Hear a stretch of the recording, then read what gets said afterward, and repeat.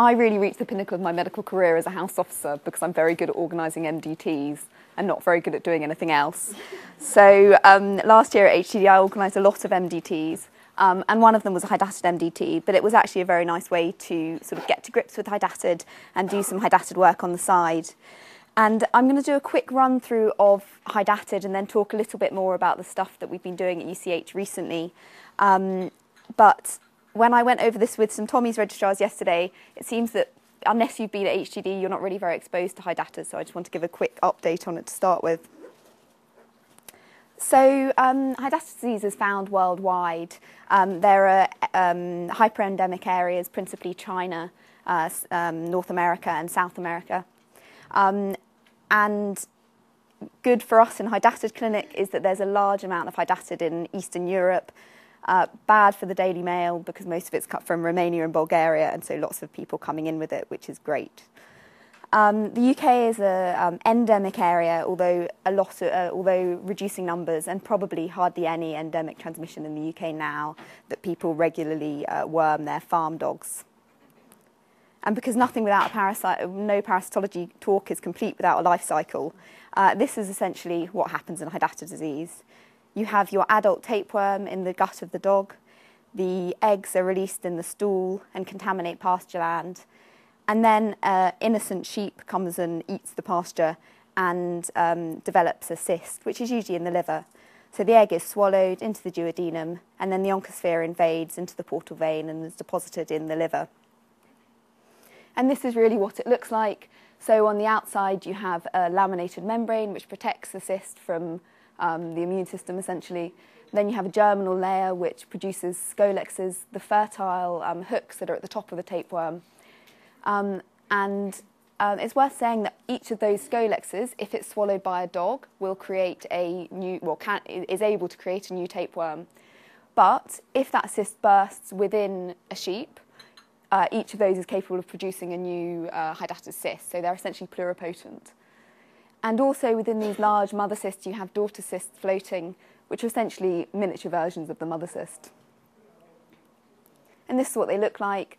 So on the right is a liver with, you can see the outer mother cyst and lots of Hydatid daughter cysts within. And on the left are some Hydatid cysts that were retrieved from a vertebral cutaneous fistula of a spinal Hydatid patient at UCH recently. So where do people become involved? They essentially get in the way of the sheep and develop cysts. So 70% of these cysts are in the liver, 20% are in the lung, and 10% are either in multiple organs or elsewhere. And they can literally be anywhere. So you can have them in the heart, you can have them in the brain, you can have them in muscles, bone, anywhere. And whereas some of these cysts, particularly cysts in the liver, may not cause any symptoms at all, they sit there, slowly grow outwards, and eventually after 10, 15, 20 years die. Some of them do cause symptoms. And they cause symptoms either by expansion, so this cyst is clearly causing pain because of the stretch of the liver capsule, or by invasion, so this is a hepatic cyst that has invaded into the kidney, and the patient ended up having a partial hepatectomy with a nephrectomy to get rid of this. Or they cause compression, so this is a patient with disseminated Hydatid disease and compression of the ureter causing hydronephrosis. And very occasionally they rupture. So that's the classic MRCP question of a Welsh rugby player who is hit in the abdomen and comes in anaphylaxis. Doesn't happen very often, but this is a woman from UCH last year who had a pulmonary hepatic Hydatid, and the pulmonary component ruptured, and she kindly coughed up these daughter cysts, which I think you can make out on the left. Very occasionally you get disseminated disease. I don't think this has come out very well, but essentially if you have a single cyst that ruptures into the abdomen, then you can get multiple cysts spread all over the abdomen. And this lady has been a patient of Prof. Chiodini's for 25 years and still has disseminated Hydatid disease despite 7 or 8 operations and essentially 25 years of albendazole. So the diagnosis is fairly simple. Imaging is usually diagnostic, but you need to have a good radiologist to pick this up, really. You can use serology. So the IgG for Hydatid has a sensitivity of about 95% for liver cysts, but only about 80% for lung cysts, and it's a bit lower with cysts elsewhere. And sometimes things are removed at operation and everyone's unsure what they are, and then you need a histological diagnosis. So you can see the protoscolex at the top there. That's essentially the hook which the tapeworm attaches to the gut with, the germinal membrane, the infective area, and then the laminar protective membrane. So that's a quick run through, and the treatment is what is confusing with Hydatid disease. It really depends on the size of the cyst, the position of the cyst, so what organ it's in, and the type of cyst. And I'll talk a bit more about types of cysts in a minute. You can treat in a number of ways. So you can treat conservatively, essentially watching and waiting and seeing what happens to cysts. You can treat medically. Now, really the only effective drug is albendazole, and that acts to reduce glucose uptake in the cyst. So it works against small cysts on its own, essentially, but as soon as the cyst is of any decent size, you just don't get enough albendazole in to cure it. Praziquantel doesn't have any effect against an adult mature cyst, but it is very good at killing tapeworms. And if you disseminate your Hydatid, so if your Hydatid cyst ruptures, praziquantel will prevent you developing disseminated disease. It essentially kills the protoscolexes. Then there's interventional procedures, so PAIR procedures and PVACs. So a PAIR stands for puncture, aspiration, injection, and reaspiration. And essentially it's a way of dealing with simple unilocular cysts, whereby you put a needle into the cyst, you aspirate its contents, inject a scolicidal agent, and then reaspirate the contents. And this works well, has an efficacy of about 95% for unilocular cysts, but it doesn't work very well if you've got daughter cysts, essentially because you can't get the needle won't get in to pierce all the numerous cysts within the mother cyst. And there are a number of contraindications. Firstly, the cyst has to be relatively deep within the liver so that you can puncture through liver rather than puncturing directly from the abdomen in. And also, if there's any communication between the cyst and the biliary tree, you risk sclerosing cholangitis when you use your sclerosing agent. And essentially that has really quite high mortality, so you need to be relatively aware of that. In the Middle East, they use this thing called PVAC, which is essentially a modified PAIR, which you can use with multiloculated cysts.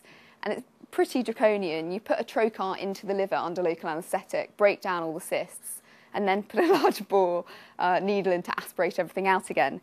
So unsurprisingly, although it is actually quite effective, it hasn't really caught on elsewhere. And then there's surgery, which is partial hepatectomies, cystectomies, that sort of thing. And the key thing about Hydatid is that there's a relatively large recurrence rate, anywhere between about 1% and 20%, depending on how you treat in the series as you look at. So prolonged follow-up is absolutely essential. The time to recurrence can be up to 10 years. So all the UCH patients are followed up for 10 years after their initial treatment. So not much has changed in Hydatid for many, many years. And in 2003, the WHO expert committee got together and essentially made a staging system for Hydatid cysts. And this is about the only staging system that I know, apart from curb scores, which is obviously completely useless. But anyway, so this is useful because it follows the natural history of the cyst, but it also tells you what you should be doing with cysts, so how you should treat cysts. So on the, oh no, I think I might, okay. So here you have a unilocular cyst. So the first thing you get when you develop a cyst is essentially a simple fluid-filled cyst. This cyst may develop daughter cysts, and this appears like a honeycomb or sort of multiloculated, essentially. These CE1 and CE2 cysts are both viable. So if you took the material out of that, injected it into another person, you would develop, or into somewhere else in the body, you'd develop a Hydatid cyst. If you took material from here and gave it to a dog, they would develop a tapeworm. And then you have this indeterminate stage, CE3. So at this stage, essentially, something's happened to the cyst. it's lost its ability to modulate the immune system probably, and it starts to deteriorate. So although all the material in this is still viable, it's slowly beginning to die. And there are two things that can happen. If you have a CE2 cyst with lots of daughter cysts in it, it slowly solidifies, so you get a complex cyst with cystic areas and solid areas.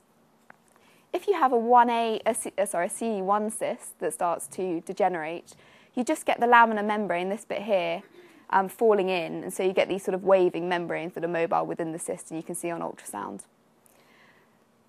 If the cyst continues to degenerate, it essentially becomes solid, and so the CE4 cysts are non-viable, and then eventually it will calcify, and that's a CE5 cyst, so that's completely and utterly dead. And the point really of this staging system was to allow decent trials people to do decent trials to work out what the best way of treating each stage of the cyst is. But unfortunately that hasn't happened. And instead the WHO have come up with these recommendations. So the way to think about it is that CE1 and CE3A cysts are the same. And the reason for that is that they're both unilocular cysts. They don't have daughter cysts within them. And so you treat them if they're small with albendazole alone, or if they're larger, over 5 centimetres, you do that pair procedure and you also give albendazole. Then you think of the CE2 and the CE3B cysts as the same type of cysts, and essentially that's because they've both got daughter cysts in them. So if you think of trying to get antibiotics into a abscess, we all know it's almost impossible. Well, it's very difficult to cure an abscess, an intra-abdominal abscess with antibiotics alone. You have to drain. So if you think about getting albendazole into a hepatic cyst, it's only going to work if it's small. If you think about getting it into a cyst within a cyst, as in a daughter cyst, you're really not going to have any decent albendazole left in the daughter cysts. So for CE2 and CE3B cysts, you really do need to do surgery or give albendazole. Sorry, surgery with albendazole, or if you're in the Middle East, you do your PVACs. And then CE4 and CE5 cysts, you keep under watch and wait. Occasionally you misdiagnose them on imaging, but really they're dead, inactive, just keep an eye on them. So what does the WHO say about drugs? So albendazole, 400 milligrams BD as continuous therapy, and use it for one day before surgery and 1 month afterwards. And praziquantel, it really says, not much use, definitely don't use it as a lone agent. And there definitely isn't a role for praziquantel as a lone agent because it just doesn't get in. And with disseminated disease, essentially the WHO say it's normally inoperable because you've got so many cysts, and the only way is to give out indefinite albendazole. So do clinicians actually follow these guidelines? Well, Prof. Chiodini, who does all the Hydatid at HTD, definitely doesn't. So his views are, all of this is very evidence-based. So before intervention, you give 1 to 3 months of treatment, and after you give 3 to 12 months. So 3 months if the histology suggests viable disease, and a year if viable. And praziquantel is used to prevent secondary disseminated cytokinicosis, so 2 weeks before and after interventions, or if a cyst ruptured. So last year we wondered if clinicians followed guidance elsewhere, and so we did a survey of clinicians worldwide and essentially sent them 5 clinical cases and asked how they'd managed them, all done on SurveyMonkey. And unsurprisingly, the answers was not. So no one follows the guidance, including the people that wrote the guidance. And actually PLC is one of the people that wrote the guidance. So, and there are a number of worrying practices. So there are practices that are clearly totally ineffectual. So 12.5% of people are using pairs on type 2 cysts. So the recurrence rate is about 65% if you do a pair on a type 2 cyst, so really not worth doing. 15% are using cyclical courses of albendazole. So when albendazole was released by Glaxo in the 80s, essentially there wasn't any good long-term safety data, and so they advised to use 3 weeks on, 3 weeks off. So now there is good safety data for long-term use of albendazole, and as albendazole acts to block glucose uptake by the cyst, essentially using it for 3 weeks and then stopping for 3 weeks just gives it a drug holiday and allows it to develop drug resistance, so it's completely stupid. Then there are practices which are clearly unsafe. So scolicidal agents insist in continuity with the biliary tree.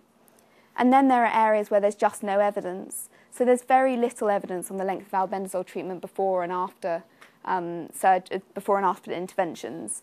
So people are using anywhere from a year before to a year or lifelong albendazole afterwards.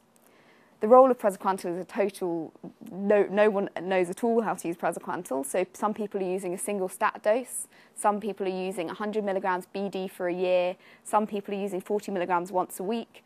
And some people are using 40 milligrams per kilogram twice a day.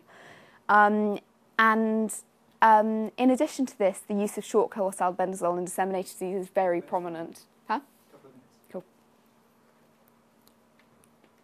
So why aren't people following guidelines? Well, there's a major issue with access. They're printed in English, not in any other languages. None of the hyperendemic areas for Hydatid have use English as their national language.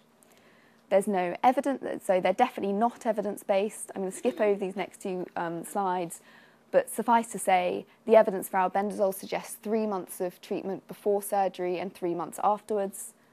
And there's very good evidence that praziquantel has a synergistic role with albendazole and works against secondary echinococosis.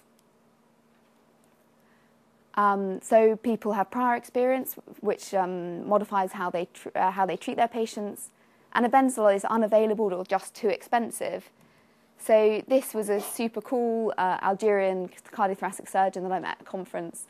You can't see this very well, but she removed 96 cysts from a chest and has now albendazole. As you can see, a lot of those cysts are ruptured, so undoubtedly there'll be secondary echinococosis after this. And I'm being told to wind up, and obviously there's limited access to surgery or radiology. So, in conclusion, WHO guidance isn't evidence-based. There's no one that follows the guidance. Even where there is evidence, the WHO guidance doesn't use that evidence. So there are lots of things that do need to be done. Namely, there needs to be a European registry, there need to be clinical trials in particular areas, and we need further dissemination of guidance and education.